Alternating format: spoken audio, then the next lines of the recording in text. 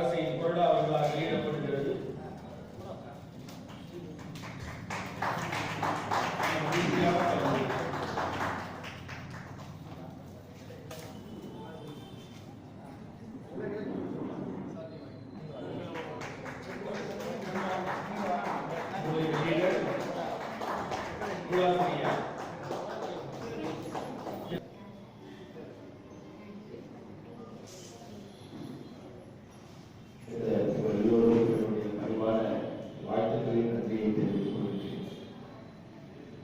சிறப்புமிக்க நூல் வெளியீடாகவே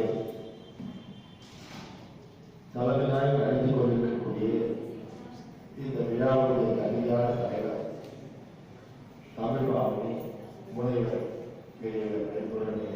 இருந்தாலும் கூட தமிழ் மொழிக்காக அர்ப்பணிக்கக்கூடிய படைப்பாளிகளாக இருக்கக்கூடிய ஒரே பகுதி புதுச்சேரி மாநிலம். இது நான் சொல்லவில்லை. தமிழகத்திலே புத்தக வெளியீடு விழாவை நடைபெற்றிருக்கிறது.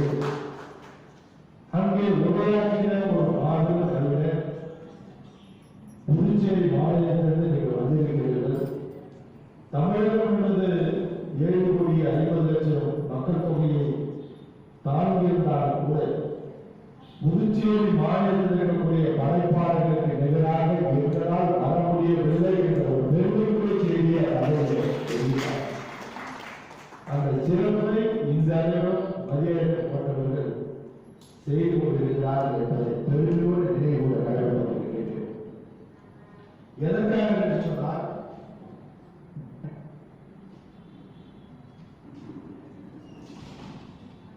இந்திய அளவில் மட்டுமல்லாமல் உலக அளவிலே தொன்மை வாய்ந்த மொழி தமிழ் மொழி என்பதை யாராலும் மறந்துவிட முடியும். விவசாய பற்றியும் ரசாயன உணவுடைய தாக்கத்தை பற்றியும் இயற்கை விவசாயம் மீண்டும் வர வேண்டும் என்பதை வலியுறுத்தியும் இன்றைக்கு அந்த நூலில் எழுதப்பட்டிருக்கிறது. அது மட்டுமல்ல, இந்திய நாட்டுடைய அதிகாரி பல்வேறு இளைஞர்களுடைய கனவாகவும் மாணவர்களுடைய கனவாகவும் இளைஞர்களுடைய உந்து சக்தியாக இருக்கக்கூடிய போற்றுதலுக்குரிய பெருமைகளுக்கு அப்துல் கலாம் அவர்களை பற்றி எழுதியிருக்கிறார்கள். மனிதருக்கு தேவையான பாசம், பயம், கோபம், முதல் கட்டுரையை பார்த்தீங்கன்னா ரொம்ப சுருக்கமாக சொல்லி முடித்துக் கொள்கிறேன். உயர்த்தும் பழக்கங்கள் என்று சொல்கிறார். அதுல அவர் என்ன சொல்றாங்கன்னா, நீ என்பது உன் எண்ணங்கள், எனவே ஒளிவிடும் திறமை என்பது ஒரு பழக்கமே தவிர செயல்.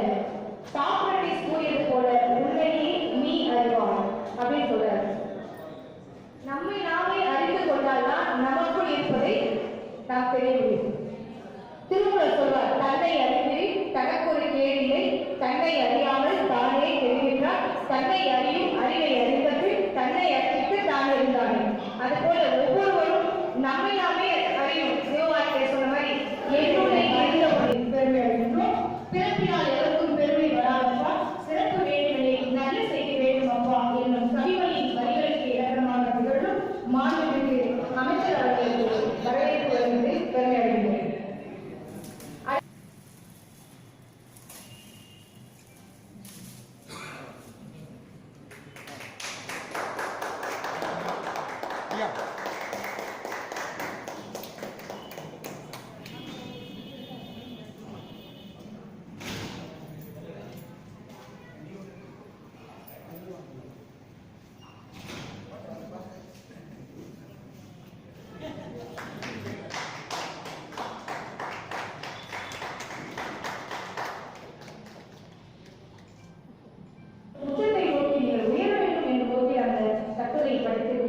திட்டமிடு வெற்றி பற்றியும் வலி விவேகம் என்றெல்லாம் அவர் சொல்லியிருக்கிறார். கடைசியாக அவர் புத்தகம் என்ற கட்டுரையை முடிச்சிருக்கிறார். புத்தகத்தை படிக்கணும், புரட்டி புரட்டி படிப்பது புத்தகம் இல்லை, நம் வாழ்க்கையை மேலிருந்து கீழாக புரட்டி போடுவதுதான் புத்தகம் என்று சொல்லுவார். இப்படி புத்தகத்துக்கு எவ்வளவோ சொல்லலாம். அந்த கடைசி வரி அவர் சொல்லியிருக்கார் பாருங்க, தொட்டலை கூறும் மனக்கேணி என்ற வள்ளுவரது வாக்கியத்திலிருந்து நன்கு படித்து புத்தாக்கம் பெறுவோம். ரொம்ப கவனமா அந்த வரியை போட்டுருக்காரு. ஏன்னா படிச்சா அறிவு வரும் நம்ம சொல்றோம், அது தப்பு.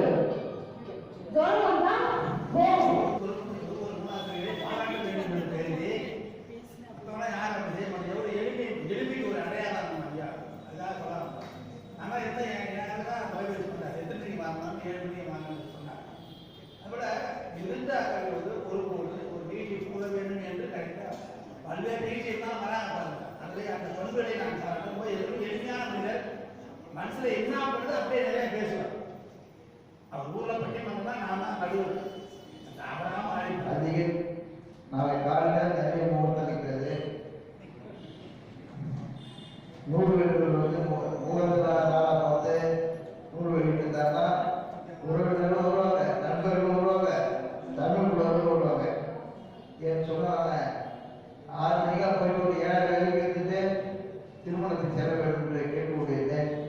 7 மணிக்கு மேலே தான் நான் சொன்னதான் என்னுடைய நேரம் நீண்ட நேரம் சென்று வந்திருக்கிறேன். இது பிறகு ஒரு 7 திருமணத்துக்கு போகும்.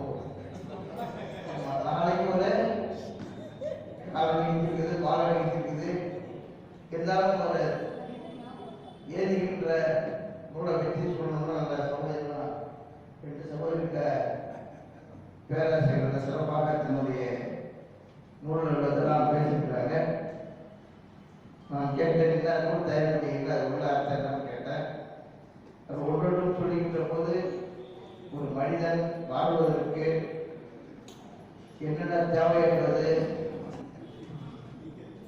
இந்த அவையை அலங்கரித்துக் கொண்டிருக்கும் அமைச்சர் தமிழை புதுவையில் அருமையாக வளர்த்துக் கொண்டிருக்கும்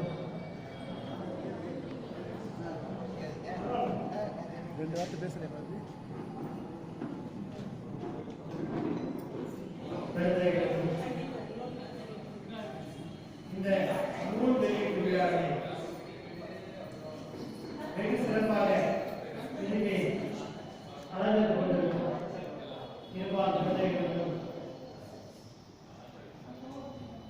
இந்த வாழ்த்துறை வழங்க அனுமதித்த இந்த தமிழ்ச்சங்க கட்டிடத்துக்கும் என் முதல்வர் வாழ்த்துக்களை இதை பதிவிடுவதற்கு நான் இங்கே பெருமைப்படுகிறேன்.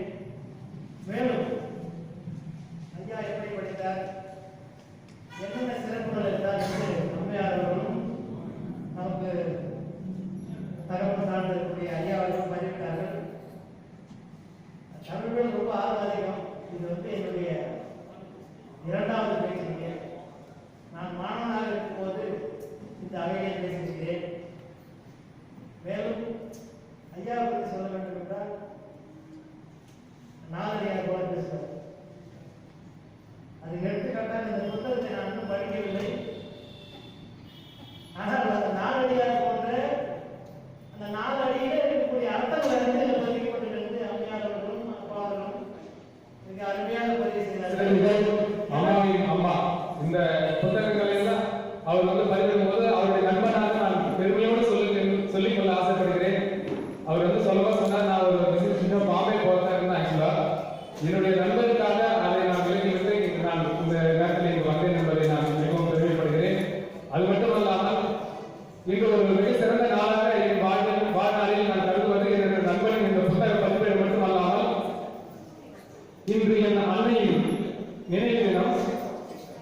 என் அன்னையின் நினைவு தினத்தில் இந்த புத்தகத்தை அம்மாவின் அம்மா என்ற புத்தகம் எனக்கு பொருத்தமாக இருக்கும் என்பதை நான் இந்த நேரத்தில் பகிர்ந்து கொள்கிறேன்.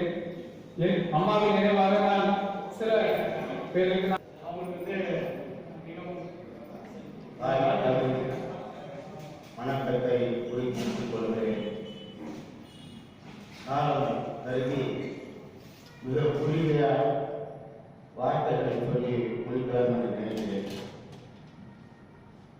அருமை எனது வகுப்பு தோழர் அருமை நண்பர் மதியாளர் அவர்கள் மொத்தம் 5 பேச மாட்டேன். எனக்கு 2 நிமிடங்கள் தான் வாழ்த்துறை பேசணும் அப்படின்னு சொல்லிட்டு ஃபர்ஸ்ட் சொல்லியிருந்தாங்க. 2 நிமிஷம் ஐயாவை பற்றி சுருக்கமா நான் வாழ்த்துறை பேசாமல் விட்டுருந்தேன் அப்படின்னா நல்லா இருக்காது. ஏன்னா வந்து வீட்டில் டைம் ஸ்பெண்ட் பண்ணுறதோட எங்கள் கூட தான் ஐயா வந்து நிறைய நேரம் ஸ்பெண்ட் பண்ணுறாரு. அவர் கூடயே ஃபிசிக்கல் எஜுகேஷன் டீச்சராக உடற்கல்வி ஆசிரியராக ஒர்க் பண்ணிட்டு இருக்கேன். கிட்டத்தட்ட வந்து ஒரு 2.5 வருஷத்துக்கு பழக்கம். ஃபர்ஸ்ட் ஸ்கூல் உள்ள காலகட்டத்தில் இருக்கும்போது எல்லாமே புதுமுகங்கள், அவ்வளோவா வந்து பழக்கம் இல்லை. உள்ள நான் வந்து ஒரு தனியார் பள்ளியிலேருந்து ஃபர்ஸ்ட் ஃபஸ்ட்டு அரசு பள்ளிக்கு வேலைக்காக ஜாயின் பண்ணேன். ஸோ அதுலேருந்து இது வரைக்கும் முகம் சொல்லிக்காமல் எல்லா விஷயத்துலையும் அட்வைஸ் பண்ணி ஸ்போர்ட்ஸ் ரிலேட்டடாகவும் இருந்தாலும் சரி, வேறு எந்த ரிலேட்டடான வேலையாக இருந்தாலும் சரி, ஸ்கூலில் அவ்வளோ ஹெல்ப்ஃபுல். நூல் கவிதை பற்றி நிறைய பேர் எல்லாத்தையும் சொல்லிட்டீங்க. ஐயாவை வந்து நீங்கள் தமிழ் ஆசிரியராக பார்க்கலாம். இன்னொரு விஷயமா பார்த்தீங்கன்னா அவர் நிறைய கவிதைகள் ப்ளஸ் வந்து கதைகள் எழுதிட்டாருன்றது எல்லாருக்குமே தெரியும். அவர் ஒரு பக்கா ஸ்போர்ட்ஸ் அடிக்ட். சொல்லப்போனால் அவரால் காலையில் ஏஞ்சி வாக்கிங் போகாமல் ஜாகிங் போகாமல் இருக்கவே முடியாது. ஒருவேளை ஒரு நாள் மிஸ் பண்ணிட்டாருன்னா சேர்த்து வச்சு அடுத்த நாள் பண்ணக்கூடிய ஒரு அடிக்ஷன் வந்து ஐயா கிட்ட பார்க்கலாம். ஒரு பக்காவான ஸ்போர்ட்ஸ் மேன் கிட்ட இருக்கிற ஒரு அடிக்ஷன் வந்து ஒரு தமிழாசிரியர் கிட்ட இருக்கிறத பார்த்து நான் நிஜமாலுமே பொறாமையப்பட்டிருக்கேன் சொல்லப்போனால். ஸோ அந்த மாதிரி ஒரு நற்குணம். அடுத்தது சொல்லப்போனால் ஆசிரியர்கள் எல்லாருமே ரொம்ப சப்போர்ட்டிவாக இருப்பாங்க ஸ்போர்ட்ஸ்க்கு. முக்கியமாக ஐயாவோட சப்போர்ட் வந்து இருந்துகிட்டே இருக்கும். 2-3 விஷயங்கள் தான். காலையில் எனக்கு முன்னாடி எழுந்திரிச்சு பசங்களை பிக்கப் பண்ணி இந்திரா காந்தி ஸ்டேடியமில் விட்டுட்டு நான் வந்த பிறகு என் கையில் கொடுத்துட்டு போவார். ஸோ எத்தனை பேருக்கு இந்த மாதிரி ஒரு டீச்சர் வந்து அமைவாங்கன்றது ரொம்ப கஷ்டம். ஏன்னா இது சாத்தியமான விஷயமே கிடையாது. ஒரு மீட்டுக்காக 2 பேருக்கு நான் செலவு பண்ணுறேன் அப்படின்னா 3வது ஆளு என்கிட்ட காசு இல்லைன்னு நான் நினைக்கிறதுக்கு முன்னாடி அந்த பொண்ணுக்கிட்ட காசு இருக்கும், அந்த பையன்கிட்ட காசு இருக்கும். யார் கொடுத்தாலும் கேட்டால் தமிழையை கொடுத்தாரு, இல்லை வேற ஏதாவது டீச்சர்ஸ் கொடுப்பாங்கன்னு சொல்லுவோம். ஸோ எனக்கு அந்த மாதிரி ஸ்கூல் கிடைச்சதுக்கு ஃபர்ஸ்ட் நான் பெருமைப்படணும். அடுத்தது ஐயா மாதிரி ஒரு ஆள் இருந்து எனக்கு சப்போர்ட் பண்ணுறாங்கன்றது எனக்கு ரொம்ப பெருமை. ஸோ யார் கூப்பிட்டாலும் போய் பேசுறதுன்றது அடுத்த விஷயம். ஐயா வந்து எழுத்தாளர், உடற்கல்வியில் வந்து ரொம்ப ஆர்வமாக இருக்காருன்றதை விட நல்ல மனிதர். அந்த ஒரு விஷயத்துக்காகவே வந்து நான் எல்லா நேரத்துலையும் ஐயா கூட வந்து இருந்துகிட்டே இருப்பேன். ஸோ எந்த அளவுக்கு நூல் எழுதுறாங்களோ கவிதை எழுதுறாங்களோ இது எல்லாத்தையுமே வந்து இந்த காலகட்ட பசங்க கிட்ட அதை கொண்டு போய் செய்யணும்னா கண்டிப்பாக அது மீடியா மூலியமா போய் சேர்ந்ததான் உண்டு. அதுவும் சோஷியல் மீடியாஸ்ல அடிக்ட் ஆகி போய் கிடக்கிற இந்த காலகட்டத்தில் நீங்கள் எந்த வித முக்கியமான நாளாக இருந்தாலும், அது தமிழ் ரிலேட்டடாக இருந்தாலும், இல்லை எந்த வித முக்கியமான காலமாக இருந்தாலும் நாளாக இருந்தாலும் அதை ஒரு ஸ்பீச்சாவோ இல்லை நீங்கள் எழுதி வச்சிருக்கிறத நார்மலாக நீங்கள் அதை பேசி யூடியூப் இல்லை ஃபேஸ்புக் இல்லை வாட்ஸ்அப்பில் ஒரு வீடியோவாவோ அதை டெலிகாஸ்ட் பண்ணீங்கன்னா இந்த காலகட்டத்து பசங்க உண்மையை சொல்லணும்னா புக்கில் வந்து புக்கை எடுத்து படித்து அதை தெரிஞ்சுக்கிறத விட யூடியூப்லேயும் வாட்ஸ்அப்லேயும் ஃபேஸ்புக்லேயும் இருக்கிறத ரொம்ப ஆர்வமாக பார்க்குற ஜென்ரேஷன் இது.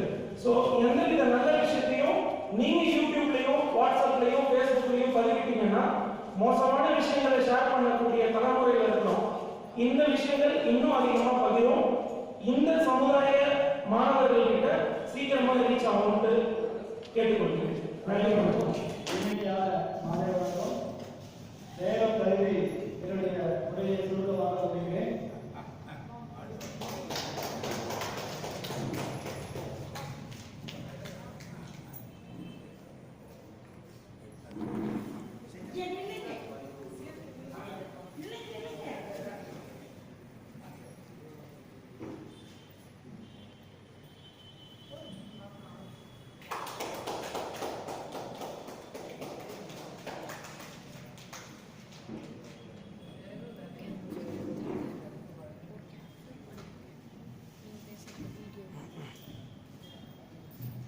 மூச்சு நின்றால் மட்டும் மரணம் அல்ல, முயற்சி நின்றால் மரணம் தான்.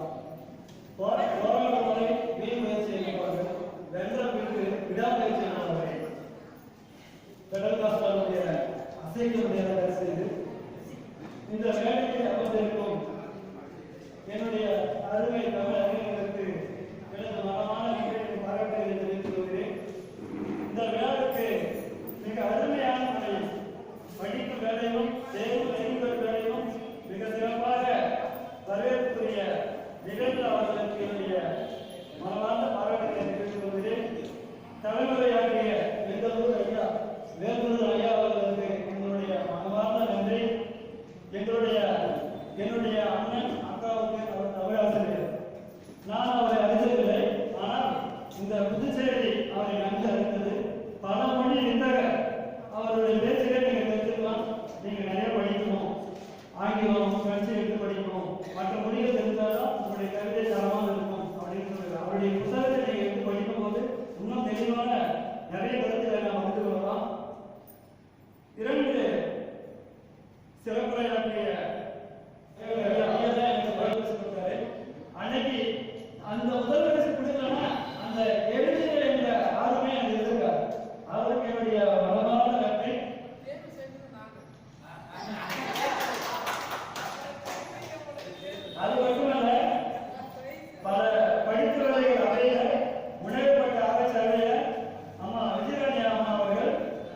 சிலப்பதிகாரத்தின் திருப்புமனை காணவில்லையே என்ற ஒரு ஆராய்ச்சி பெற்றதையே பல பேர் படித்த அப்துல் கலாமுடைய அந்த வேண்டுகோளுக்கு அந்த இணைய அவர் ஒரு லட்சம் கிட்டத்தட்ட நெருங்கினார் 50,000 மாணவர்கள் ஊராக படிக்கிறார். பேஸ்புக்ல வந்துட்டே இருக்கு.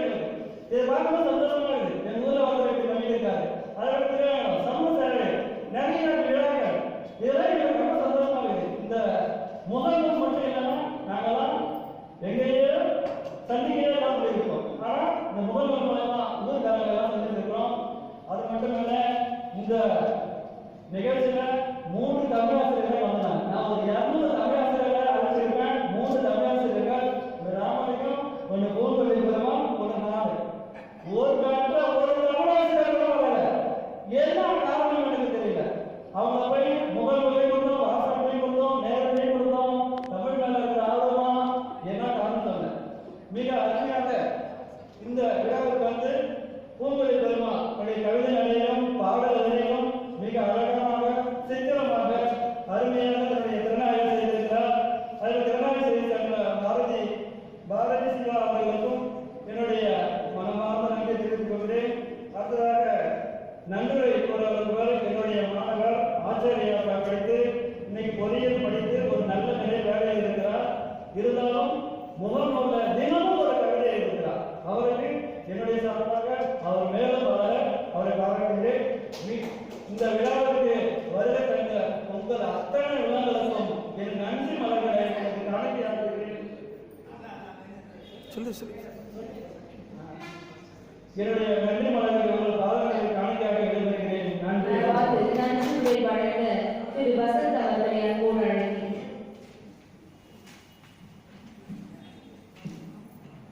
அனைவருக்கும் வணக்கம். நன்றி உரை வந்துவிட்டது. அனைவரும் சந்தோஷமாக இருப்பீர்கள் என்று நினைக்கிறேன். ஒரு நகைச்சுவைக்காக மட்டுமே. நன்றி உரை வழங்க வாய்ப்பளித்தமைக்கு நன்றியை உரைத்துக் கொள்கிறேன் என்பது நிறைய பேசணும்னு நினைச்சேன். ஆனா இப்ப நேரம் இல்லாத காரணத்தினால எவ்வளவு வேகமா சொல்ல முடியுமோ நான் நினைத்ததை சொல்லிட்டு போயிடுறேன். கொஞ்சம் ஒரு 10 நிமிஷம் ஆகும், இல்ல ஒரு 5 நிமிஷம் ஆகும், 2 நிமிஷம் தான் ஆகும். முதலில் மதியழகன் ஐயாவுக்கு நன்றி. இந்த மாதிரி ஒரு 2 நூல்கள் படிச்சிருக்காரு. நான் இன்னும் படிக்கல, நீங்க இரவு தான் வாங்கிட்டு போய் படிக்க போறேன். நீங்களும் எல்லாரும் வாங்கி அதை படிச்சு பயன்பெறணும்னு நான் கேட்கிறேன். ஒரு ஆண் திருமணமான ஆண் ஒரு படித்திருக்கிறார் என்றால் அவரை மனைவியும் ஒத்துழைப்பு இல்லாமல் அது நடக்க சாத்தியமில்லை. அந்த வகையில் அவர்கள் துணைவியாருக்கு என் சிறப்பு நன்றி. இங்கு திரு வேல்முருகன் ஐயா சொன்ன மாதிரி நன்றி உரை